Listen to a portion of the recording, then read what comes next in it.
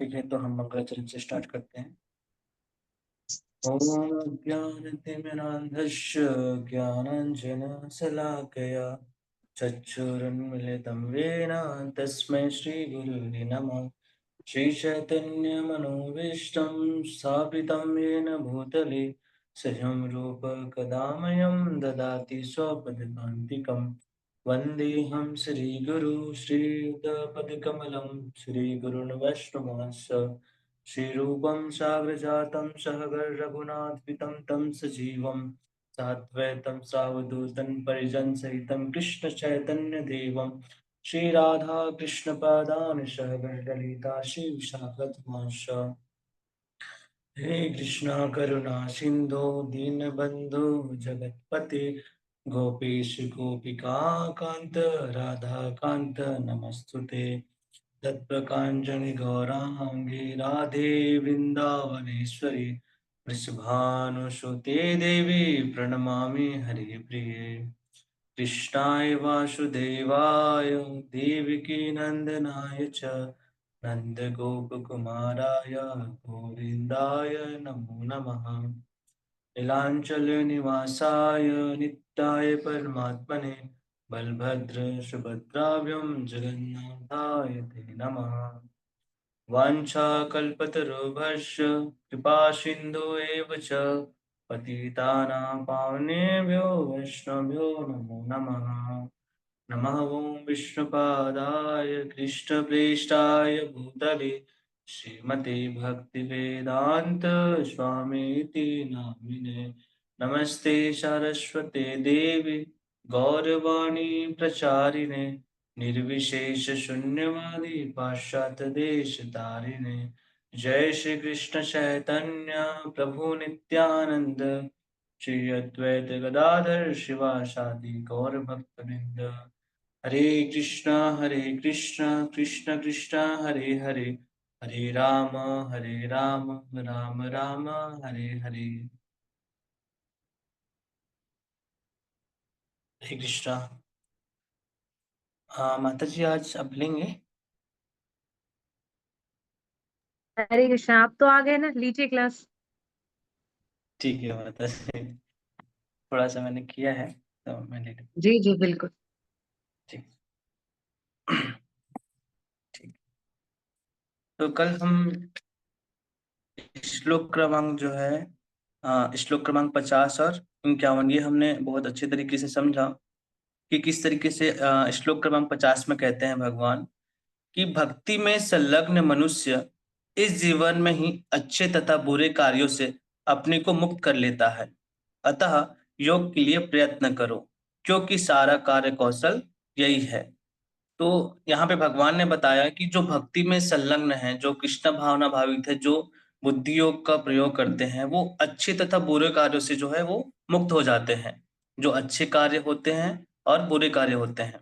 और अतः योग के लिए प्रयत्न करो क्योंकि सारा कार्य कौशल यही कहता है।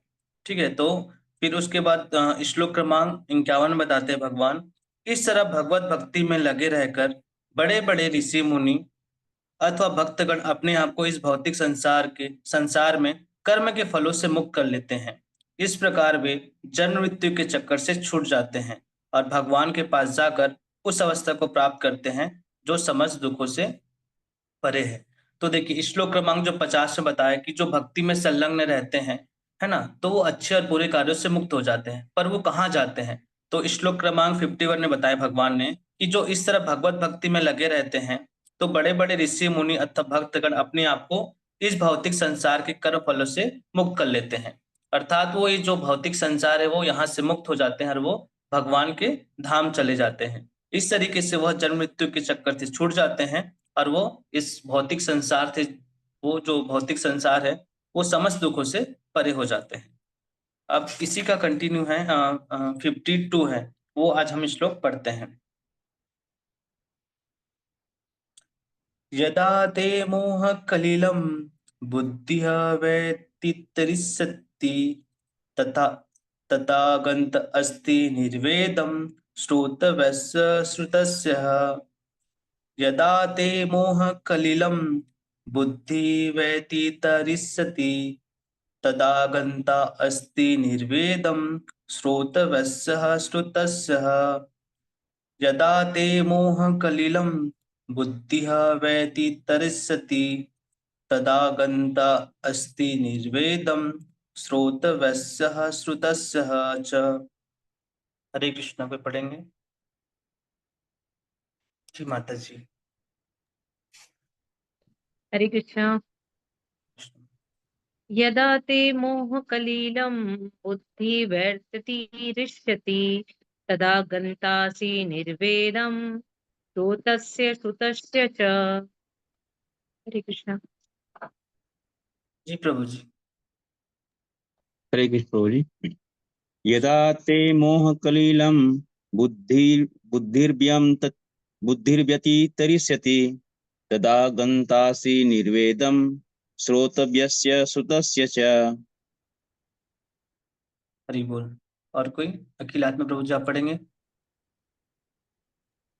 हरे कृष्ण प्रभु जी। दंडवत प्रणाम। यदा ते मोह कलिलं बुद्धि व्यविष्यति व्यतीतष्यति तदा गन्तस्य निर्वेदं श्रुतस्य च। हरि बोल। जी अंकिता माता जी पढ़िए। हरे कृष्ण। यदा मोहकलीयं व्यतीतरिष्यति तदा निर्वेदं श्रुतव्यस्य श्रुतस्य च। हरि बोल। जोगनी माता जी आप पढ़ेंगे।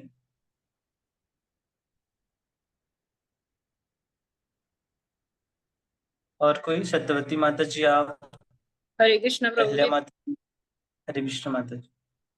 यदा ते मोहकलिलं बुद्धिर्व्यतीतरिष्यति तदा गन्तषि निर्वेदं श्रोतव्यस्य श्रुतस्य च। हरे कृष्ण। जी बोल। और कोई पढ़ेंगे?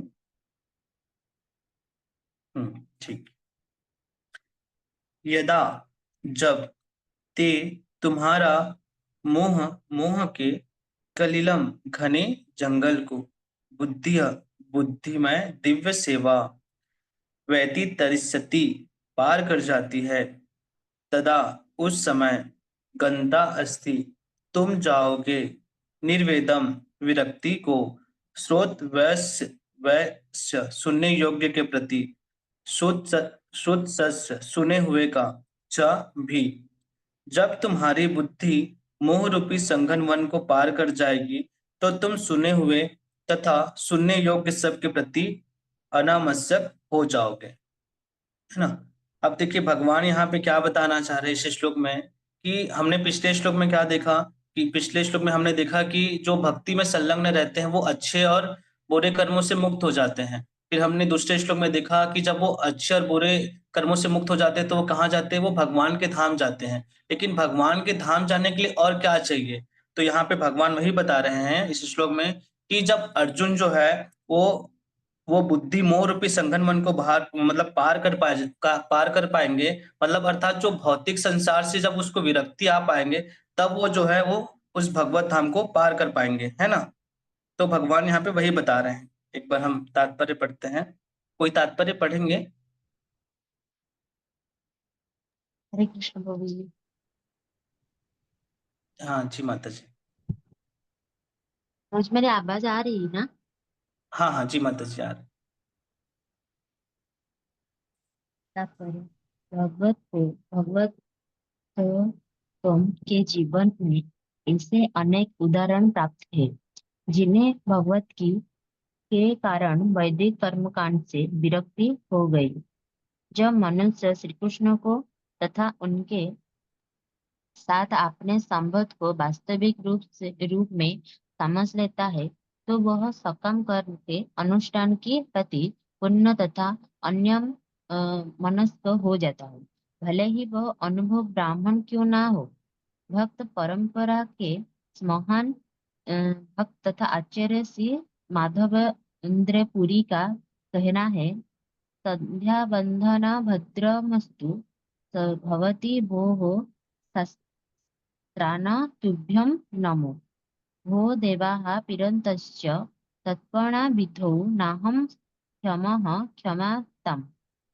यत्र कापि निस्तध्य यादवकुलेतमस्य कसदिष्वः स्मारं स्मारमघ्यं हरामि तदलं मन्ये किमन्येन मे। हे मेरी त्रिकाल प्रार्थनाओं तुम्हारी जय हो। हे रानी प्रभु जी। जी, कोई और आगे पढ़ेंगे? हरे कृष्ण प्रभु। जी माता जी, बोलिए। हे मेरी त्रिकाल प्रार्थनाओं तुम्हारी जय हो। हे स्नान तुम्हें प्रणाम है। हे देव पितृगण, अब मैं आप लोगों के लिए तर्पण करने में असमर्थ हूँ। अब तो जहाँ भी बैठता हूँ यादव कुलवंशी कंस के हंता श्री कृष्ण का ही स्मरण करता हूँ और इस तरह मैं अपने पापमय बंधन से मुक्त हो सकता हूँ। मैं सोचता हूँ कि यही मेरे लिए पर्याप्त है। वैदिक स्मरण वैदिक रस्में तथा अनुष्ठान यथा त्रिकाल संध्या प्रातःकालीन स्नान पितृ तर्पण आदि नव दीक्षितों के लिए अनिवार्य है, किंतु जब कोई पूर्णतः कृष्ण भावना भवित हो और कृष्ण की दिव्य प्रेमा भक्ति में लगा हो तो वह इन विधि विधानों के प्रति उदासीन हो जाता है, क्योंकि उससे पहले ही सिद्धि प्राप्त हो चुकी होती है। यदि कोई परमेश्वर कृष्ण की सेवा करके ज्ञान को प्राप्त होता है तो उसे शास्त्रों में वर्णित विभिन्न प्रकार की तपस्याएं तथा यज्ञ करने की आवश्यकता नहीं रह जाती। इसी प्रकार जो यह नहीं समझता कि वेदों का उद्देश्य कृष्ण तक पहुंचना है और अपने आप को अनुष्ठान आदि में व्यस्त रखता है, वह केवल अपना समय नष्ट करता है। कृष्ण भावना भवित व्यक्ति शब्द ब्रह्म की सीमा या वेदों तथा उपनिषदों की परिधि को भी लांघ जाते हैं। हरे कृष्ण प्रभु। धन्यवाद माता जी। ठीक है, तो यहाँ पे भगवान बताना चाह रहे हैं कि जिस तरीके से पिछले श्लोक में जो व्यक्ति है वो कृष्ण भावना भावित होकर वो वैकुंठ लोक की प्राप्ति कर लेता है ना। अब वैकुंठ लोक की प्राप्ति के लिए आवश्यक यह है कि जो भौतिक संसार से हमको विरक्ति होना बहुत जरूरी है। जब तक हम भौतिक संसार से विरक्ति नहीं होंगे, जब तक हम उससे अलग नहीं होंगे, तब तक हम जो है भगवत धाम नहीं जा पाएंगे। तो यहाँ पे भगवान वही बता रहे हैं कि जब तुम्हारी बुद्धि मोह रूपी संगम वन को पार कर जाएगी तो तुम सुने हुए तथा चुनने योग्य सबके प्रति अनामस्यक हो जाओगे, है ना। तो देखिए, जब भी हम बुद्धि योग में आने से पहले या भक्ति में आने से पहले हमने बहुत सारी बातें सुन के आए रहते हैं अलग अलग प्रकार से, है ना। हम कहीं से गूगल से सुनते हैं, इंस्टाग्राम में कुछ चीजें ऐसी आती हैं, चाहे यूट्यूब में हम देख ले। तो हम भक्ति में आने से पहले बहुत सारी बातें जो है हम भौतिक संसार की सुन के आए रहते हैं, है ना। अलग अलग प्रकार की जो बातें होते हैं, अलग अलग प्रकार के ऐसे ज्ञान होते हैं जिनको तो शास्त्र में भी वर्णन नहीं है। कई बार हम देखते हैं कि कोई व्हाट्सएप में कुछ भेज देता है कि तो देखा हमने तो ये व्हाट्सएप में पढ़ा है कि ऐसा बताया गया है, हमने तो इंस्टाग्राम में देखा कि भगवान श्री कृष्ण ऐसा कहते हैं। तो इस तरीके से हम देखते हैं कि हम भक्ति में आने से पहले, है ना, बहुत सारे ऐसे बातें जो होती है वो सुन के आए रहते हैं, सुने हुए होते हैं, है ना। तो यहाँ पे भगवान वही बता रहे हैं। तो यहाँ पर भगवान बताया है कि भगवान श्री कृष्ण कह रहे हैं कि जैसे हम बुद्धि योग करते हैं और आपकी बुद्धि जो है सही चीज में लग जाता है, मतलब सही डायरेक्शन में हो जाता है, तो वो भगवान में केंद्रित हो जाता है। फिर जो हम जितने भी भौतिक संसार की बातें सुने रहते हैं उन सब चीजों से हमको धीरे धीरे विरक्ति आ जाती है। तो यहाँ पे एक हम स्टोरी समझ सकते हैं, जैसे यहाँ पे भगवान बता रहे हैं बुद्धि मोह रूपी संघन वन को। तो मैं कल लेक्चर सुन रहा था तो उसमें बता रहे थे कि एक राजा थे, इसको हम समझते हैं कि बुद्धि मोह रूपी संघन वन को पार कर जाएगा। इसको हम थोड़ा सा समझते हैं कि किस तरीके से हमको भी भौतिक संसार से कितना मोह रहता है, मतलब बहुत ज्यादा हमको अटैचमेंट आसक्ति रहता है, जिसके कारण जो है हम फंसे रहते हैं सब चीजों में, है ना। तो इसी तरीके से जो अर्जुन है वो भी हम देख सकते हैं कि किस तरीके से वो भी मोह में अभी तक फंसे हुए थे, है ना। तो हम एक स्टोरी के माध्यम से इसको समझ सकते हैं कि एक राज्य में एक राजा रहते थे, है ना। तो उसकी ना दो पत्नियां थी। तो एक जो पत्नी थी वो बहुत सुंदर थी और एक जो पत्नी थी वो बहुत कुशल थी, मतलब बहुत अच्छे आचरण करने वाली थी। तो उसी राज्य में क्या है कि जो राजा थे वो बहुत धन धान्य से बहुत संपन्न था, उसके पास किसी भी चीज की कमी नहीं था, है ना? तो उसी राज्य में जो है ना वो एक पंडित रहता था, एक ब्राह्मण ऋषि रहता था, जो क्या है वो बहुत ज्यादा यज्ञ अनुष्ठान मतलब तपस्या करते थे। तो उन्होंने उस तपस्या वगैरह करके उन्होंने एक फल प्राप्त किए थे, है ना?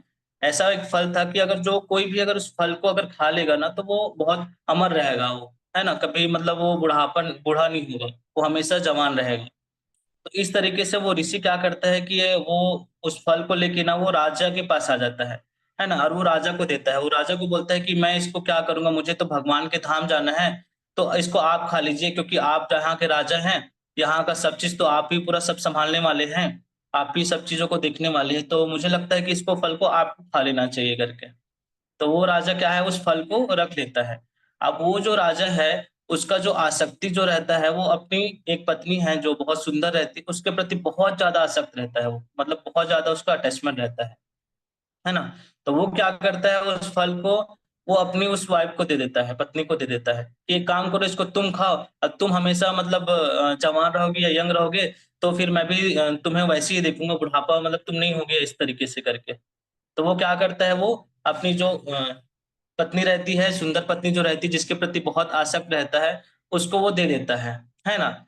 अब उसकी जो पत्नी रहती है, जिसको वो दिया रहता है, वो क्या करते हैं कि उसका जो है रिलेशन जो रहता है वहाँ उसका जो घुड़सवारी वाला रहता है, मतलब उस राज्य में जो एक नौकर रहता है, जो घुड़सवारी का मतलब काम करता है, वो क्या करते हैं पत्नी उसकी वो उसको दे देते हैं, कि एक काम करो तुम इसको खा लो, फिर तुम हमेशा जवान रहोगे, ताकि मैं भी संतुष्ट रह पाऊँगी करके।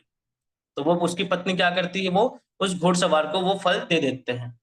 अब जो वो घुड़सवार रहता है उसका आसक्ति उसकी पत्नी उसमें रानी में नहीं रहता है। उसका आसक्ति क्या होता है घुड़सवार का वो एक वेश्या जो रहती है उस पे बहुत ज़्यादा आसक्ति रहता है, उस घुड़सवार का। तो वो घुड़सवार क्या करते हैं कि उस वेश्या को दे देता है, कि इसको तुम खाओ कि तुम हमेशा हमेशा वैसी बनी रहोगी करके। और वो रानी से इसलिए संबंध रखता है ताकि जो रानी है उससे थोड़ा पैसा वगैरह मिल पाए और अच्छे से जीवन जी पाऊँ। तो उसका जो आसक्ति था घुड़सवार वाले का, तो उसका आसक्ति जो था वैश्या के साथ था, रानी के साथ नहीं था। तो उस घुड़सवार ने क्या किया उस फल को जो है वो वैश्या को दे दिया, है ना? अब वो वैश्या क्या सोचती है कि अगर मैं इसको खा लूँगा तो फिर मैं यही काम करूँगा जीवन भर, तो मुझे ऐसा काम नहीं करना है, मुझे तो बल्कि इससे दूर जाना है।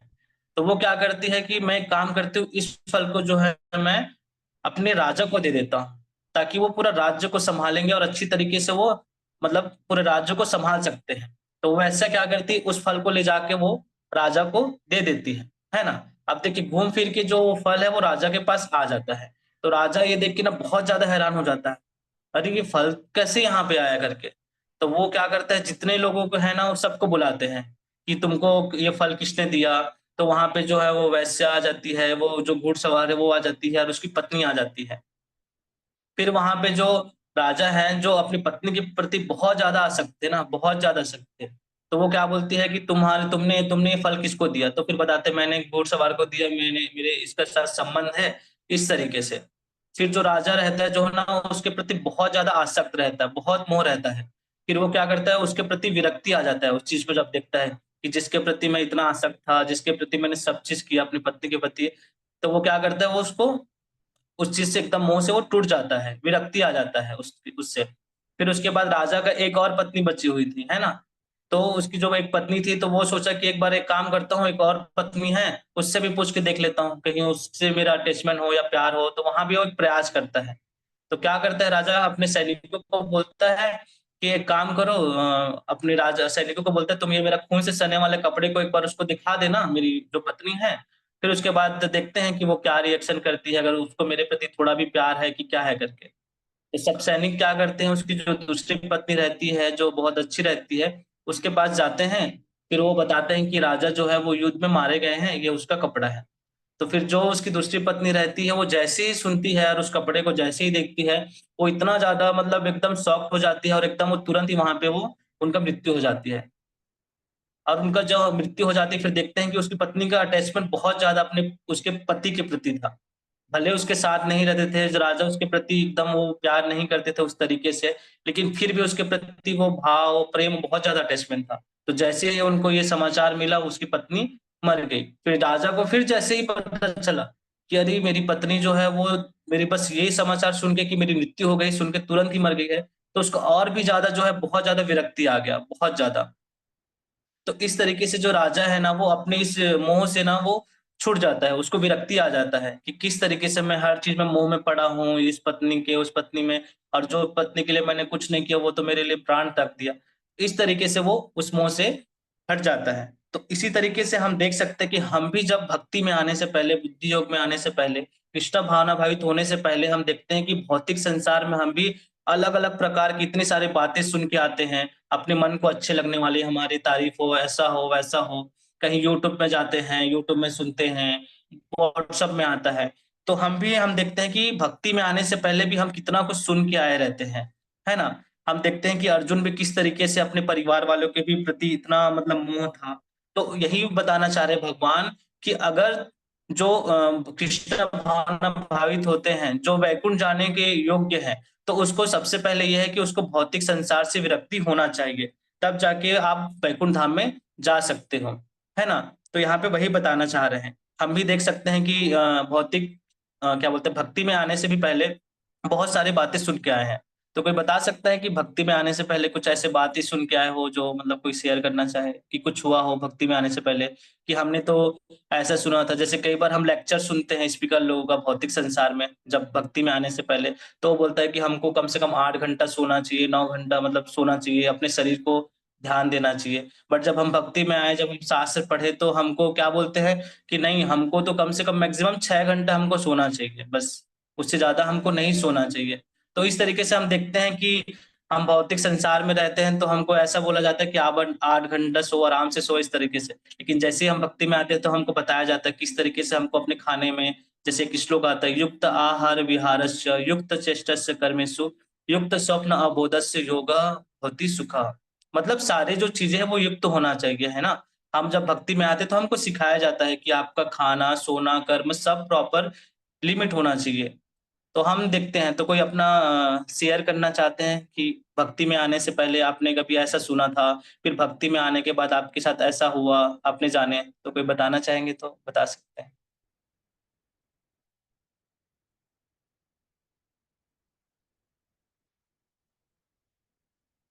कोई नहीं? माता जी आप कुछ बोल रहे थे? अच्छा, ठीक है। सबके साथ होता है कि हम जब भक्ति में नहीं आ रहे तो बहुत सारे ऐसे-ऐसे बातें सुने होते हैं। बट जैसे ही हम भगवत गीता पढ़ते हैं, जब हम शास्त्र पढ़ते हैं, तो हमको समझ में आता है कि भई शास्त्रों में तो ऐसा लिखा हुआ है। हमने जो लोगों से सुना हुआ था वो तो बस ऐसे ही है। तो इस तरीके से यहाँ पे भगवान कह रहे हैं, है ना? तो जिस तरीके से हम देख सकते हैं, एक बार हम तात्पर्य पढ़ते हैं। तात्पर्य बस शिल प्रभुपाद की जय। भगवत भक्तों के जीवन में ऐसे अनेक उदाहरण प्राप्त हैं, जिन्हें भगवत भक्ति के कारण वैदिक कर्मकांड से विरक्ति हो गई है। जब मनुष्य श्री कृष्ण को तथा उनके साथ अपने संबंध को वास्तविक रूप से समझ लेता है, तो वह सकाम कर्मों के अनुष्ठानों के प्रति पूर्णतः अनावश्यक हो जाता है। तो यहाँ पे प्रभुपाद जी यहाँ पे तात्पर्य बता रहे हैं कि भगवत भक्तों के जीवन में ऐसे अनेक उदाहरण प्राप्त है। मतलब है ऐसे हमने बहुत सारे भक्त हैं जिनके हम उदाहरण से समझ सकते हैं, जिन्हें भगवत भक्ति के कारण वैदिक कर्मकांड से विरक्ति हो गई है। ऐसा हम आजकल हम अपने आप से भी हम देख सकते हैं कि हम जब भक्ति में नहीं थे, भौतिक संसार में थे, तो हम अलग-अलग प्रकार की जो चीज़ें से हैं वो मोहित हो जाते हैं। जैसे आपने पिछले सेशन में देखा होगा कि माताजी ने बहुत अच्छे से हमको बताया कि अगर हम वेदों में कर्मकांड में वर्णित है कि अगर आपको अच्छा पति चाहिए, अगर आपको घर में सुख शांति चाहिए, तो अलग-अलग प्रकार के वेदों कर्मकांडों में विधि बताई गई है कि आप क्या प्राप्त कर सकते हैं। अगर आपको स्वर्गीय प्राप्ति है तो उसके अलग-अलग यज्ञ अनुष्ठान बताए हैं। अगर आपको सुंदर पति चाहिए, सुंदर पत्नी चाहिए, उसके अलग-अलग चीज़ें बताए हैं। बहुत अच्छा मतलब तो हर प्रकार से देखते हैं, अलग-अलग प्रकार के बताए हैं। लेकिन जो भगवत भक्त हैं, जो भगवान के भक्त होते हैं, वो इन सब चीज़ों से विरक्त हो जाते हैं। उनको ये सब चीज़ों से मतलब नहीं रहता है। क्यों नहीं रहता है? क्योंकि वो अपना वास्तविक स्वरूप समझ जाता है कि वो कौन है और उसका भगवान के साथ क्या संबंध है। और वो क्या है, वो सकाम कर्मों के अनुष्ठान के प्रति कोई उसका आसक्ति नहीं रहता है। वो कभी भी ये सब इंद्रिय भोग के पीछे नहीं भगता है। वो हमेशा जो है भगवान की सेवा चाहता है। हमेशा भगवान से ही जुड़ी सारी चीज़ें करते हैं। है ना? वो इस तरीके से यहाँ पे सकाम कर्मों के प्रति वो आसक्त नहीं रहता है। भले ही वह अनुभवी ब्राह्मण क्यों न हो। भक्त परंपरा के महान भक्त तथा आचार्य श्री माधवेंद्र पुरी का कहना है। अब देखिए यहाँ पे जो एक परम भक्त है, महान जो आचार्य है श्री माधवेंद्र पुरी का क्या कहना है वो यहाँ पे बता रहे हैं। यहाँ पे कहते हैं, हे मेरी हे मेरी त्रिकाल प्रार्थनाओं, तुम्हारी जय हो। हे स्नान, तुम्हें प्रणाम है। हे देव पितृगण, अब मैं आप लोगों के लिए तर्पण करने में असमर्थ हूँ। अब तो जहां भी बैठता हूँ, यादव कुलवंशी कंस के हंता श्री कृष्ण का ही स्मरण करता हूँ, और इस तरह मैं अपने पापमय बंधन से मुक्त हो सकता हूँ। मैं सोचता हूँ कि यही मेरे लिए पर्याप्त है। अब देखिए जो हमारे आचार्य थे श्री माधवेंद्रपुरी का क्या कहना है कि जैसे हम देखते हैं कि हमारा जो अलग-अलग प्रकार के जो ऋण होते हैं, चाहे हमारे पितृ के प्रति हो, चाहे देवताओं के प्रति हो, चाहे अलग-अलग जो हमारे ऋण हैं। तो जब हम भगवान श्री कृष्ण की भक्ति करते हैं, तो हमको ये सब ऋण करने की ज़रूरत नहीं पड़ती है ना? जब हम भगवान श्री कृष्ण की भ भक्ति करते हैं, तो हम ये सब ऋणों से मुक्त हो जाते हैं। तो यहाँ पे जो आचार्य श्री माधवेंद्रपुरी यही कह रहे हैं, है ना? जो आचार्य माधवेंद्रपुरी था वो ब्राह्मण थे। उनको गायत्री का पाठ करना चाहिए था, बट वो सब चीज़ों का पाठ नहीं करके वो क्या करते हैं, वो भगवान श्री कृष्ण का, है ना? वो भक्ति करते थे, हमेशा भगवान श्री कृष्ण का स्मरण करते थे, और हम समस्त जो पाप है बंधन से वो है, वो मुक्त हो सकते हैं इसी चीज़ से। तो इसीलिए यही कह रहे हैं कि मैं सोचता हूँ कि यही मेरे लिए पर्याप्त है। तो हम जब भी हम भगवान श्री कृष्ण की भक्ति करते हैं, तो ऑटोमेटिक जो हमारा सबके प्रति जो ऋण होता है, वो ऑटोमेटिक पूर्ण हो जाता है, वो सब चीज़ करने की ज़रूरत नहीं है ना? तो एकमात्र हमको भगवान श्री कृष्ण की शरण में जाना है। वैदिक रस्में तथा अनुष्ठान यथा त्रिकाल संध्या, प्रातः कालीन स्नान, पितृ तर्पण आदि नव दीक्षितों के लिए अनिवार्य है। किंतु जब कोई पूर्णतः कृष्ण भावना भाविक हो और कृष्ण की दिव्य प्रेम भक्ति में लगा हो, तो वह इन विधि विधानों के प्रति उदासीन हो जाता है ना? जब वो पूर्णतः कृष्ण भावना भावित हो जाते हैं और भगवान श्री कृष्ण की दिव्य प्रेम भक्ति में जब वो लग जाता है, तो उसको कुछ भी चीज़ों करने की यहाँ नहीं ज़रूरत नहीं है। इन विधि विधानों के प्रति वो उदासीन हो जाता है। क्योंकि भले ही उसे क्योंकि उसे पहले ही सिद्धि प्राप्त हो चुकी होती है। यदि कोई परमेश्वर श्री कृष्ण की सेवा करके ज्ञान प्राप्त होता है, तो उसे शास्त्रों में वर्णित विभिन्न प्रकार की तपस्याएं तथा यज्ञ करने की आवश्यकता नहीं रह जाती।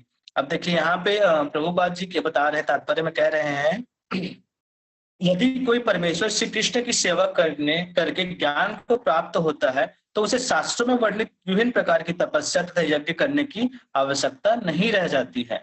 इसी प्रकार जो यह नहीं समझता कि वेदों का उद्देश्य कृष्ण तक पहुंचना है और अपने आप को अनुष्ठान आदि में व्यस्त रखता है, वह केवल अपना समय नष्ट करता है। श्रम एव ही केवलम।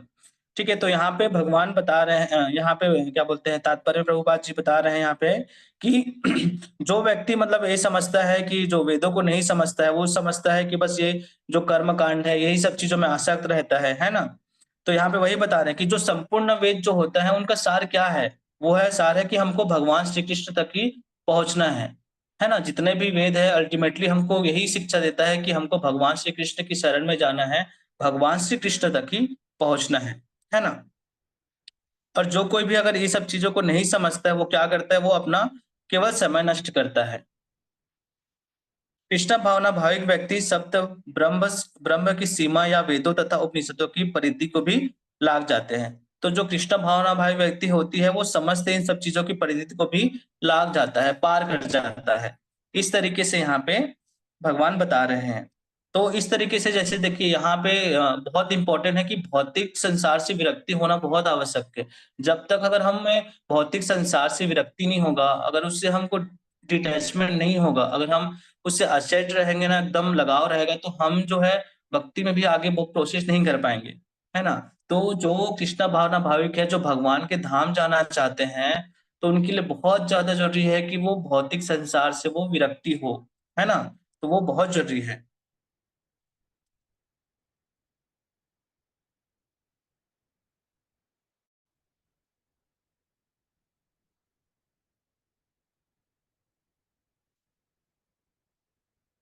ठीक है, तो इस तरीके से यहाँ पे भगवान बता रहे हैं।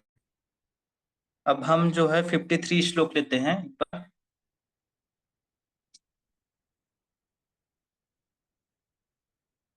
श्रुति विप्रति श्रुति विप्रतिपन्ना ते यदा स्थायिस्य निश्चला समाधौ अचला बुद्धिः तदा योगम अवाप्यसि। पर फिर से श्रुति विप्रतिपन्ना ते तदा स्थायिता निश्चला समाधावचला बुद्धि तदा योगम अवाप्यसि। श्रुति विप्रतिपन्ना ते यदा स्थास्यति निश्चला समाधाव अचला बुद्धि तदा योगम अवाप्यसि। हरे कृष्ण, कोई पढ़ेंगे?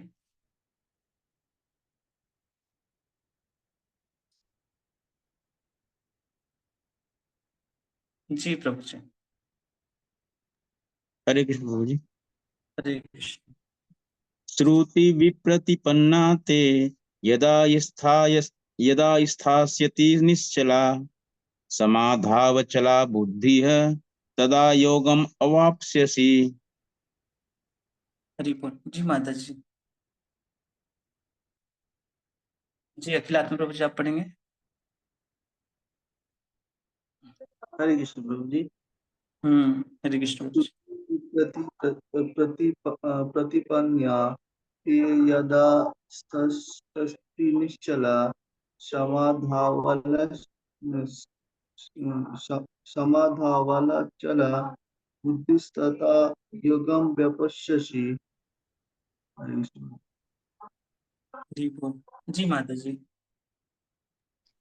हरे कृष्ण। श्रुतिवि प्रतिपन्ना ते यदा स्थायति निश्चला समाधावचला बुद्धिस्तदा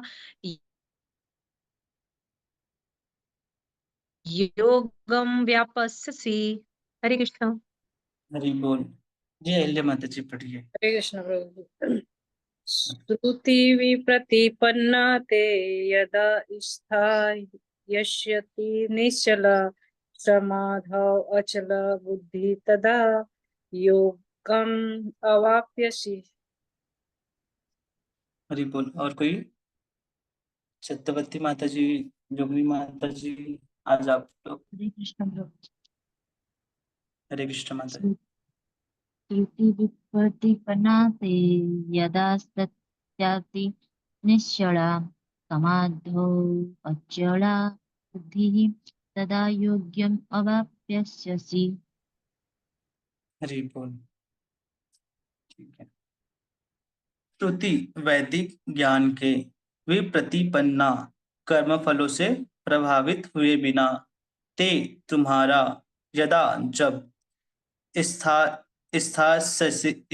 स्थासति स्थिर हो जाएगा निश्चला एक निष्ठ समाधव दिव्य चेतना या कृष्ण भावना मृत में अचला स्थिर बुद्धि तदा तब योगम आत्म साक्षात्कार अवाप्स्यसि तुम प्राप्त करोगे। जब तुम्हारा मन वेदों की अलंकारमयी भाषा से विचलित न हो और वह आत्म साक्षात्कार की समाधि में स्थिर हो जाए, तब तुम्हें दिव्य चेतना प्राप्त हो जाएगी। अब देखिए यहाँ पे अब भगवान बता रहे हैं। पिछले श्लोक में हमने समझा कि अगर हमको भगवत धाम जाना है, अगर भगवान के धाम जाना है, तो हमको भौतिक संसार से हमको विरक्ति होना बहुत जरूरी है ना। अब भगवान उसी का कंटिन्यू में बता रहे हैं कि जब तुम्हारा मन वेदों की अलंकार में भाषा से विचलित ना हो।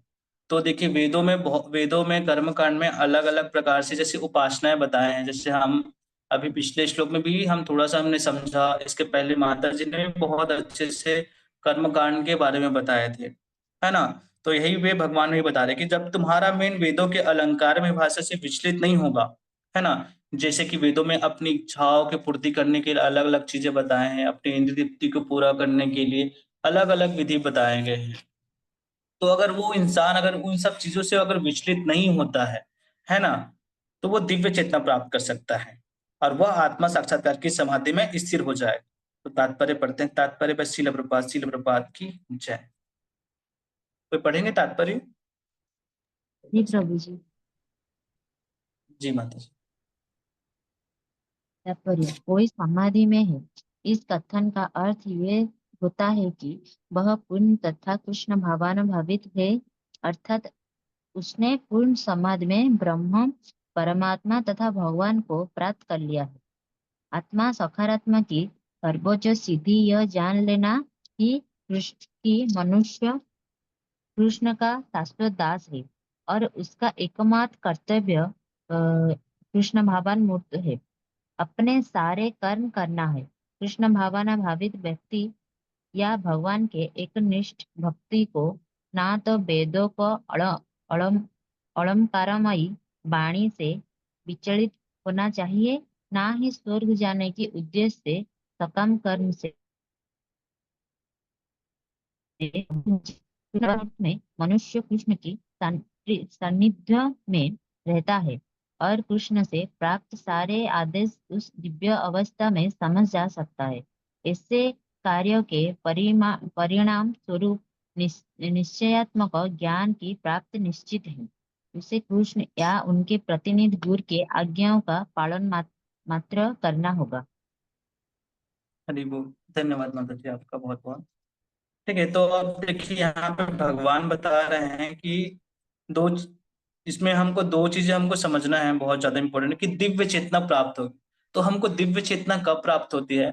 जब हम इंद्रिय पूर्ति की इच्छाओं के बारे में नहीं सोचते हैं, हम आत्मा के बारे में सोचते हैं, हम आत्म साक्षात्कार के बारे में सोचते हैं, तब जो है हमको दिव्य चेतना प्राप्त होती है ना। जब हम वेदों में वर्णित कर्मकांड के प्रति हम क्या बोलते हैं, आकर्षित नहीं होते हैं, अपनी इच्छाओं पूर्ति के लिए हम कोई भी ऐसे विधि अनुष्ठान नहीं करते हैं, है ना, और हमेशा क्या वो आत्मा साक्षात्कार की समाधि में स्थित हो जाए, तब उसको दिव्य चेतना प्राप्त होती है।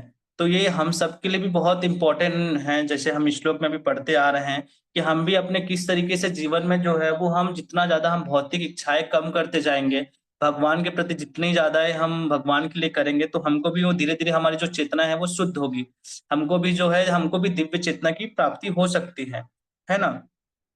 तो यहाँ पे तात्पर्य में प्रभुपाद जी कहते हैं, कोई समाधि में है, इस कथन का अर्थ यह होता है कि वह पूर्णतः कृष्ण भावना भावित है, अर्थात उसने पूर्ण समाधि में ब्रह्म, परमात्मा तथा भगवान को प्राप्त कर लिया है।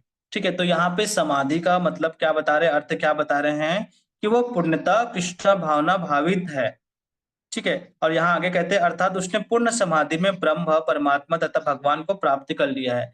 ठीक है, अब देखिए भगवान के जो साक्षात्कार होते हैं वो 3 प्रकार से होते हैं ना, यहाँ पे वही बता रहे हैं। पहला बता रहे हैं कि ब्रह्म का साक्षात्कार, दूसरा परमात्मा का साक्षात्कार, तीसरा जो है वो भगवान स्वयं का साक्षात्कार यहाँ पे बता रहे हैं। तो ब्रह्म का साक्षात्कार में क्या होता है कि जिसमें वह समझ जाता है कि इन सब से परे एक अलौकिक ज्योति है और हर कहीं व्याप्त है। तो जो पहला जो ब्रह्म साक्षात्कार में है उसमें वो समझता है कि एक अलौकिक ज्योति है, वो समझते हैं कि वो हर कहीं व्याप्त है। तो ये जो होता है ब्रह्म का साक्षात्कार होता है। दूसरा जो है परमात्मा का साक्षात्कार है। अब वो क्या है परमात्मा का साक्षात्कार, कि वो समझ जाता है कि हर किसी के हृदय में आत्मा के साक्षात परमात्मा भी स्थित रहता है ना। वो जिस दिन इस देखना चालू कर देते हैं कि हर जीव में परमात्मा स्थित है ना, हर किसी के अंदर वो परमात्मा दिखता है, तो वो परमात्मा का साक्षात्कार होता है। तीसरा जो है वो भगवान का स्वयं का साक्षात्कार होता है ना, कि जिस दिन वो व्यक्ति समझ जाता है कि जो सभी कारणों के कारण जो है वो हमारे भगवान श्री कृष्ण हैं, भगवान ही जो है वो सभी चीजों की नियंता है ना, भगवान ही है जो सब चीजें सुप्रीम है ना। भगवान को जब वो व्यक्ति स्वरूप में समझ जाता है ना, तो इस तरीके से जो वह तीसरा भगवान का साक्षात्कार होता है। ठीक है, आगे कहते हैं आत्म साक्षात्कार की सर्वोच्च सिद्धि यह जान लेना है कि मनुष्य कृष्ण का शाश्वत दास है। ठीक है, तो आत्म साक्षात्कार की सर्वोच्च सिद्धि क्या है कि हम समझ जाते हैं कि जो है हम भगवान के नित्य दास हैं और उसका एकमात्र कर्तव्य कृष्ण भावना भावित में अपने सारे कर्म करना है। तो जिस दिन हम समझ जाते हैं कि हम भगवान के दास है, तो हम उसी दिन से क्या है, हम हमारा कर्तव्य क्या होता है कि हम कृष्ण भावना भावित में लग जाते हैं भगवान की सेवा करने के लिए।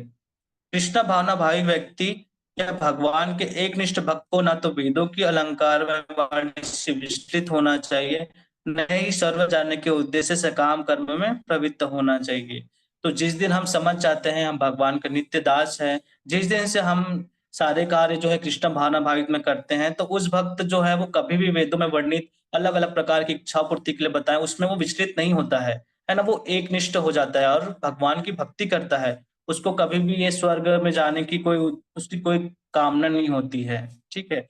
ना सकाम कर्म में प्रवृत्त होता है, वो हमेशा जो भी कुछ भी करता है वो कृष्ण भावना भावित होकर कार्य करता है। कृष्ण भावनामृत में मनुष्य कृष्ण के सानिध्य में रहता है और कृष्ण से प्राप्त सारे आदेश उस दिव्य अवस्था में समझे जा सकते हैं। ऐसे कार्यों के परिणाम स्वरूप निश्चयात्मक ज्ञान की प्राप्ति निश्चित है। उसे कृष्ण या उनके प्रतिनिधि गुरु की आज्ञाओं का पालन करना चाहिए।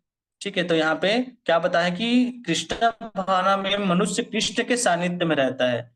तो हम देखते हैं कि हम हमेशा यही समझते हैं कि हम भगवान के ही अंदर में हैं। भगवान जैसे बताते हैं ना, कहते हैं कि जो भक्त होते हैं वो भगवान के प्रति पूर्ण जब शरणागति होते हैं तो भगवान स्वयं उनकी रक्षा करते हैं, है ना। तो हम पूर्ण जब हम भगवान को समझ पाते हैं, समझने की कोशिश करते हैं, जब हमको समझ में आता है भगवान के साथ हमारा क्या संबंध है, तो हम यहाँ पे वही बताना चाह रहे हैं कि कृष्ण भावनामृत में मनुष्य कृष्ण के सानिध्य में रहता है और कृष्ण से प्राप्त सारे आदेश उस दिव्य अवस्था में समझे जा सकते हैं। तो हम जैसे भगवत गीता भी हम पढ़ रहे हैं, हम समझने की कोशिश कर रहे हैं, तो हम उसके आदेशों को हम पढ़ रहे हैं। यहाँ पे भगवान ने जो भी बताए हैं, है ना, तो हम सारे चीजें हम यहाँ पे पढ़ रहे हैं। उसके बाद कहते हैं ऐसे कार्यों के परिणाम स्वरूप निश्चयात्मक ज्ञान की प्राप्ति निश्चित है। उसे कृष्ण या उनके प्रतिनिधि गुरु की आज्ञाओं का पालन मात्र करना होता है। तो हमको क्या करना है? हमको कुछ नहीं करना है, बस जो भगवान श्री कृष्ण ने ये भगवत गीता दिया है और हमारे जो गुरु होते हैं उनकी आज्ञाओं का पालन करना है। हमारे जो गुरु हैं श्री तमाल कृष्ण प्रभु जी, हमको उनकी आज्ञाओं का पालन करना है। उनकी आज्ञा से आज हम यहाँ पे बोल पा रहे हैं, कह पा रहे हैं। तो इस तरीके से हम देखते हैं कि जैसे जैसे हम भगवान के जो आदेश है उनको पालन करते हैं, जो गुरु के आदेश का है पालन करते हैं, तो हम धीरे धीरे हम भक्ति में प्रगति करते हैं। तो हमेशा हमें अपने गुरुओं की जो वाणी है, उनकी जो आज्ञा है, उनको पालन करना चाहिए, तब जाके हम इस चीज में आगे बढ़ पाते हैं। तो भगवान यहाँ पे वही बता रहे हैं कि जब वह वेदों के अलंकार में भाषा से विचलित नहीं होता तो आत्म साक्षात्कार की समाधि में स्थिर हो जाता है और उसे दिव्य चेतना प्राप्त होती है। तो इसको हम एक उदाहरण से भी समझ सकते हैं कि जैसे एक दिया होता है ना। अगर दिया की जो लौ होती है वो जलती रहती है, अगर हवा चलती है तो दिया की जो लौ है वो इधर उधर क्या होती है, भटक मतलब जाती रहती है। हो सकता है कि बुझ भी जाएगा, है ना। तो वो क्या है, वो एक जगह स्थिर नहीं रहती है जब भी हवा चलता है। दिया जो है उसकी जो लौ है वो स्थिर कब होगी, जब वो हवा बंद हो जाएगा चलना, तब वो रुकना बंद हो जाता है। उसी प्रकार जो है वो हमारा मन भी है। मन भी इन सभी भौतिक जो आकर्षण है उसके प्रति क्या है, बहुत ज्यादा आसक्त रहता है। कभी इधर जाएंगे, कभी उधर जाएंगे, कभी बोलेगा अरे यार मुझे ये नहीं हो रहा है तो ये चाहिए, वो प्राप्ति है। तो इस तरीके से जो हमारा मन भी है दिए की लौ की भांति, वो क्या है, वो इधर उधर भटकते रहता है, एक निष्ठ नहीं रहता है ना। जिस तरीके से वेदों में अलग अलग कर्म कांड बताए हैं, तो उस तरीके से जो है वो हमारा मन जो है विचलित रहता है। तो वो जो मन है वो हमारा जो है वो विचलित कब नहीं होगा, तब नहीं होगा जब हम समझ जाएंगे हम भगवान के दास है। हम जब कृष्ण भावना भावित में कार्य करेंगे तब जो हमारा जो मन है वो स्थिर हो जाएगा। हम जब आत्म साक्षात्कार के बारे में सोचेंगे, है ना, तब हम समझ पाएंगे। अब जैसे यहाँ पे बताए हैं कि वो आत्म साक्षात्कार की समाधि में स्थिर हो जाता है। मतलब यहाँ पे जो स्थित प्रज्ञ है उसके बारे में बता रहे हैं कि जो समस्त हमारी जो आकांक्षाएं होती हैं, जो हमारी आशाएं होती है, इच्छाएं होती है, वो विचलित नहीं होता है। जो स्थित प्रज्ञ होते हैं वो हमेशा समभाव रखता है किसी भी चीज के लिए, है ना। वो कभी भी किसी भी भौतिक चीजों के प्रति नहीं दौड़ते। वो हमेशा जो है वो भगवान की कृपा समझते हैं, भगवान की के लिए कार्य करता है, हमेशा कृष्ण भावना भावित होकर कार्य करता है। जो उसका स्वधर्म होता है उसके अनुसार ही वो सारे कार्य करते हैं, है ना। इस तरीके से वो समाधि में स्थिर हो जाता है और उसको दिव्य चेतना की प्राप्ति हो जाती है। इस तरीके से यहाँ पे भगवान बता रहे हैं कि तुम्हें दिव्य चेतना की प्राप्ति हो जाएगी। कब? जब हम वेदों में वर्णित अलंकारमयी भाषा से विचलित नहीं होंगे। ठीक है, यहाँ पे ये बता रहे हैं भगवान। माता जी मैंने 2 ही श्लोक कर पाया था कल, थोड़ा सा टाइम हो गया था। तो अगर आज कहें तो मैं श्लोक और अनुवाद पढ़ लेते हैं, अभी समय है तब तक। ठीक है, तो हम श्लोक क्रमांक जो है वो 54 ले लेते हैं। अब जो है वो अर्जुन यहाँ पे कहना स्टार्ट कर रहे हैं। ठीक है, ये श्लोक बहुत महत्वपूर्ण है। वैसे ये सब जो पिछले श्लोक भी पढ़े हैं वो बहुत भी ज्यादा श्लोक महत्वपूर्ण है, क्योंकि हम जो है वो कहीं ना कहीं हम भौतिक चीजों में आकर्षण आसक्ति रहता है कहीं ना कहीं, तो वो हम सब उन सब चीजों से निकलना चाहिए। अब जो यहाँ पे अर्जुन कह रहे हैं उसको हम एक बार पढ़ते हैं। अर्जुन उवाच स्थिता प्रज्ञस्य का भाषा समाधिस्तस्य केशव स्थितिधि किं प्रभासेत किम आसीत व्रजेत किम। स्थित प्रज्ञस्य का भाषा समाधिस्थस्य केशव स्थिताधि किं प्रभासेत किम आसीत व्रजेत किम। स्थित प्रज्ञस्य का भाषा समाधिस्थस्य केशव स्थितिधि किं प्रभासेत किम आसीत व्रजेत किम। हरे कृष्ण, कोई पढ़ेंगे?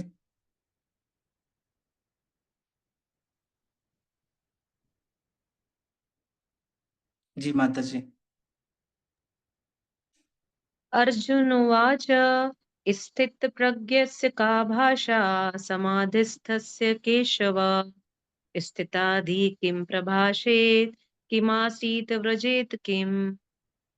हरे जी प्रभु जी। हरे कृष्ण प्रभु जी। अर्जुन उवाच स्थित प्रज्ञस्य का भाषा समाधिस्थस्य केशव स्थितधीः किं प्रभासेत किमासीत ब्रजेत किम। हरे बोल। और कोई? जी प्रभु जी।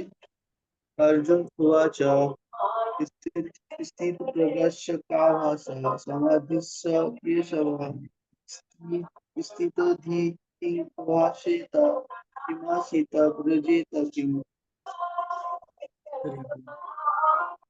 यहाँ पे भगवान कह रहे हैं अर्जुन उवाच, अर्जुन ने कहा स्थित प्रज्ञस्य कृष्ण भावनामृत में स्थिर हुए व्यक्ति की का क्या भाषा भाषा समाधि स्थस्य समाधि में स्थित पुरुष का केशव हे कृष्ण स्थिति धी कृष्ण भावना में स्थिर व्यक्ति किम क्या प्रभाषित बोलता है किम कैसे आसित रहता है प्रजेत चलता है किम कैसे।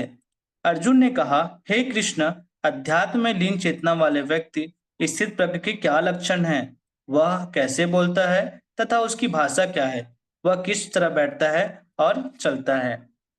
ठीक है, अब अर्जुन जो है यहाँ पे कह रहे हैं, पूछ रहे हैं कि हमने पिछले श्लोक में क्या समझा कि जो स्थित प्रज्ञ होते हैं, जो वेदों में अलंकारमयी चीजों से क्या बोलते हैं, वो आसक्त नहीं होते हैं, वो दूर रहते हैं, जो एकनिष्ठ होते हैं। अब उसके बारे में बता रहे हैं कि जो ऐसे व्यक्ति है वो कैसे होता है, जो स्थित प्रज्ञ जो व्यक्ति होते हैं कैसे है।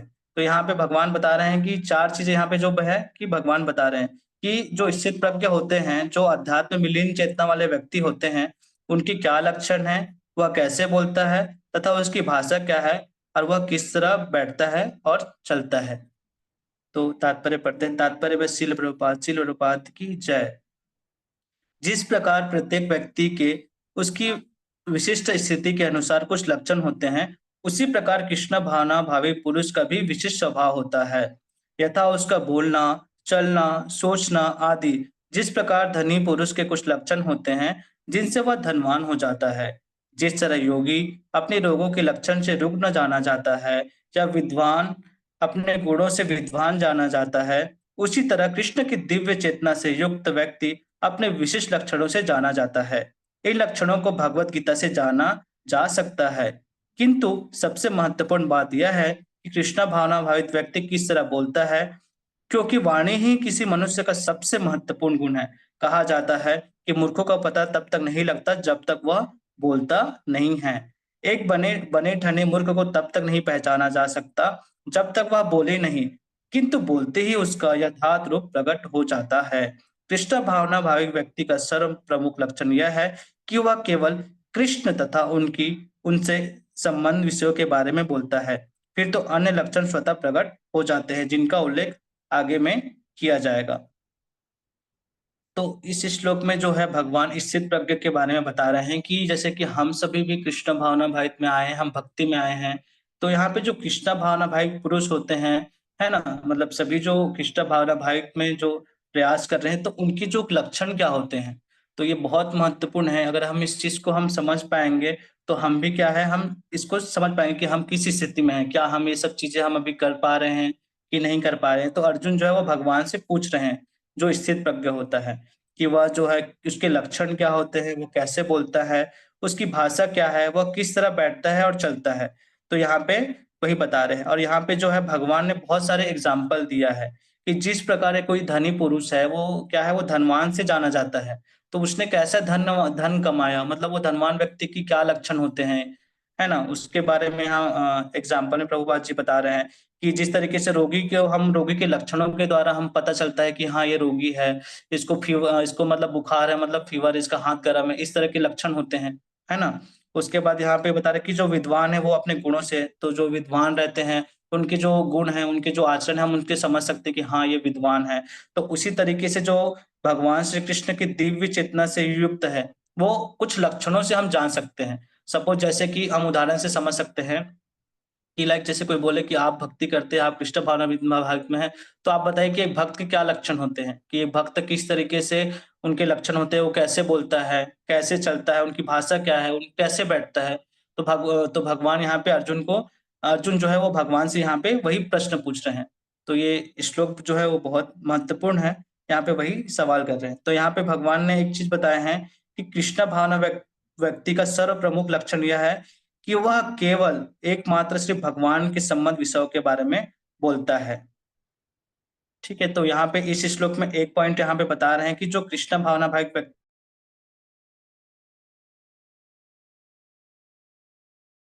बोलता है, तो एक भगवान जो क्या बोलते हैं, वो कभी भी ना अन्य बात नहीं करेगा। जो कृष्ण भावना भाग व्यक्ति हैं, वो सिर्फ जो है वो भगवान के गुण लीला इन सब चीजों के बारे में ही बात करेगा, अन्यथा और कुछ नहीं बात करेगा। उसका एक क्वालिटी यहाँ पे भगवान जो बता रहे हैं, जो कि हम सब में कहीं ना कहीं वो चीजें बहुत जरूरी है, आनी चाहिए धीरे धीरे करके। तो यहाँ पे भगवान यही बता रहे हैं कि जो कृष्ण भावना में भाग व्यक्ति है, उनका सर्व प्रमुख लक्षण यही है कि वो हमेशा भगवान के से संबंधी विषयों के बारे में ही बात करता है। अब जो है आगे जो श्लोक है वो प्रभु जी कल इस हमारे रोहिणी नंदन प्रभु जी लेंगे, तो आगे बताएंगे कि जो स्थित प्रज्ञ जो होते हैं वो किस तरीके से वो चलता है, बोलता है, क्या उनकी भाषाएं होती है, तो वो आगे बताएंगे। तो इस तरीके से ये वाला श्लोक में जो अर्जुन है भगवान से सवाल कर रहे हैं स्थित प्रज्ञ के बारे में। ठीक है, हरे कृष्णा। और किसी को कुछ इन श्लोकों दो श्लोक जो संबंधित है कुछ सवाल पूछने हैं तो आप पूछ सकते हैं, और कुछ भी त्रुटि हुआ होगा तो मुझे क्षमा करिएगा। किन्हीं का कोई प्रश्न है, कुछ पूछना है तो आप पूछ सकते हैं।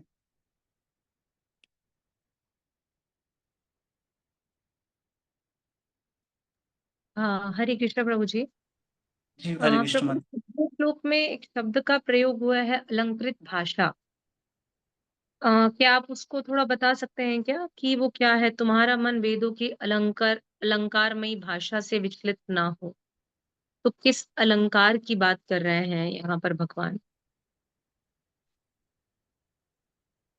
माता जी, अलंकार में भाषते विष्णु मतलब जैसे कि वेदों में जो कर्म कांड में जो हमको ज्ञान प्राप्त होते हैं अलग अलग, जैसे कि अपनी इच्छाओं की पूर्ति जैसे उपासनाएं करते हैं, तो मेरे ख्याल से मतलब ऐसे, मतलब मैं एग्जैक्टली तो मुझे भी नहीं पता है, एक बार मैं पढ़ लूंगा या प्रभु जी से पूछ के मैं बता दूंगा। लेकिन जहां तक मतलब मैं कल लेक्चर सुन रहा था तो उसमें इतना एक्सप्लेन नहीं किया इस चीज को, बस उसमें यही बताया कि जो वेदों में अलग अलग कर्म कांड है तो जिसकी हम उपासनाएं करते हैं, है ना, हमको कुछ भी चीजों की प्राप्ति करने के लिए, तो वो सब जो विधि बताई गई है उन सब चीजों का जो रहता है मंत्र या उच्चारण, कि हमको ये मंत्र अगर जैसे पढ़ते हैं या जो अनुष्ठान करते हैं तो इससे ये प्राप्ति हो जाती है, तो शायद यही बताने की कोशिश कर रहे हैं यहाँ पे। देखो, तो देखो। हम एक बार जो श्लोक क्रमांक 2.44,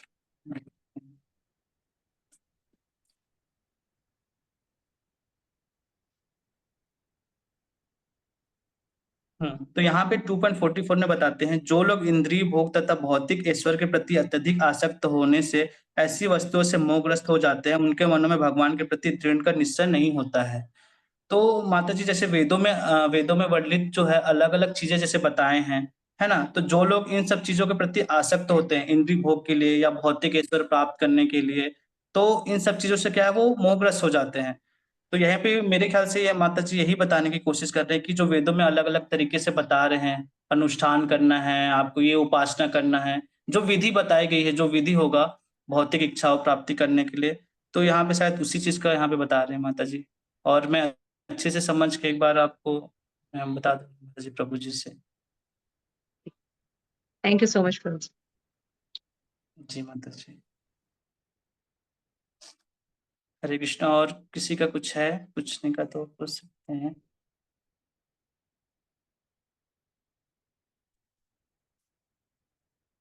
ठीक है, तो आज का क्लास यहीं पे हम एंड करते हैं। एक बार सभी हरे कृष्ण महामंत्र का जाप कर लेते हैं। हरे कृष्णा हरे कृष्णा कृष्णा कृष्णा हरे हरे, हरे हरे राम हरे राम राम हरे हरे। जगतगुरु श्रील प्रभुपाद की, प्रभुपाद की जय, उपस्थित सभी भक्त वृंद की, वृंद की जय। निताय गौर प्रेमानंदे। हरि हरि बोल।